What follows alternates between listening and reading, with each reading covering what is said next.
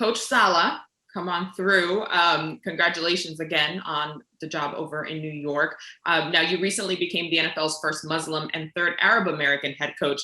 What does it mean to you, Coach, to sort of be part of that group, that benchmark, and how will this impact the representation of minorities in coaching moving forward across the league? First off, obviously, this is unbelievable. And I can't thank you all enough for having me out on this Zoom call. I wish it was in person so I can make connection in person with all of y'all. But again, very, very humbling experience to be a part of this. And to be honest with you, it's no different. Being first Muslim, I didn't realize it until it was brought to my attention after the hiring. And it is a very humbling experience when you're first to do anything.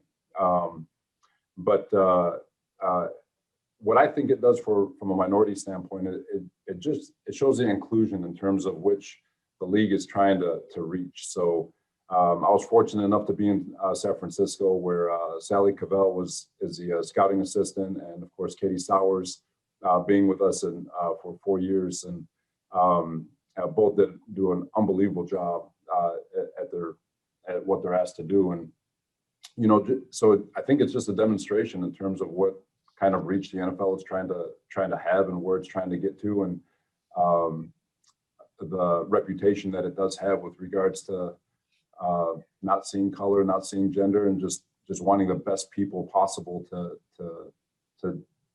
work.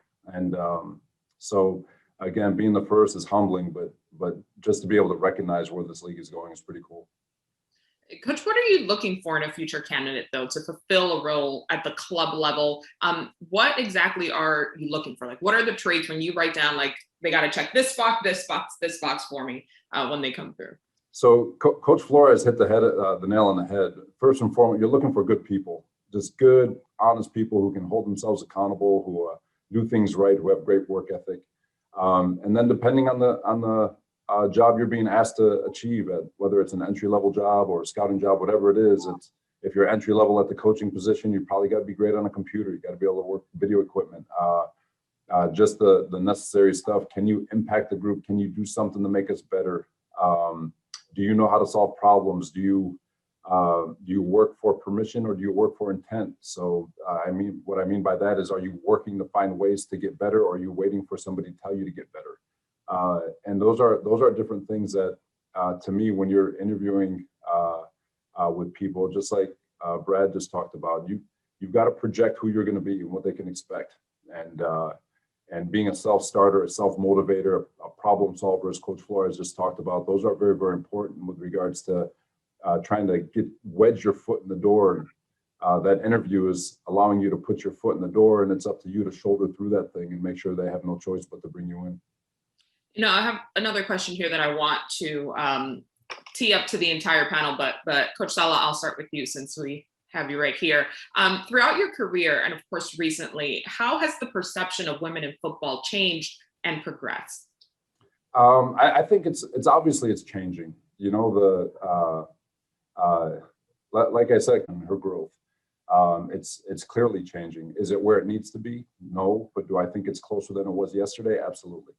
And so just the overall landscape of it all, it's becoming very normal, and that's really what you can ask for, is that when it becomes normal, it's great. Now to make it special is up to the people who are given those opportunities, and how you go about that is when you get the ball in your court, you can't ask for much more than to get the ball in your court, and then to being able to control the ball and take advantage of it from there. So I think it's right before our eyes. It's happening. Let's just not stop and keep on rolling.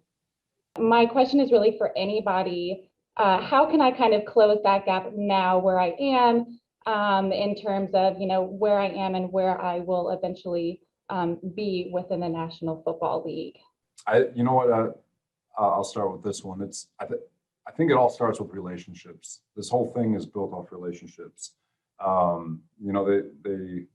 You sometimes hear the criticism of the NFL that it's the good old boy system or whatever it is, but really they're relationships that are built at the very entry level of relationship building, if you will. And continue to build these relationships. I think this forum is an unbelievable start, especially when we can get back to doing it in person and being able to make the connections.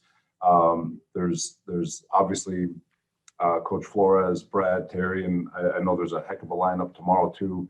And you're going to have some breakout rooms to be able to spend some time with. I think Coach Belichick is on there and a bunch of other senior executives. But being able to build these connections, staying connected, finding your way into these internship programs that may last a couple of weeks, but just to keep yourself available and active or seen. And obviously, I think that's where it all starts. And then obviously, once you do get your foot in the door, obviously it comes back to you. But that's where it's going to start first.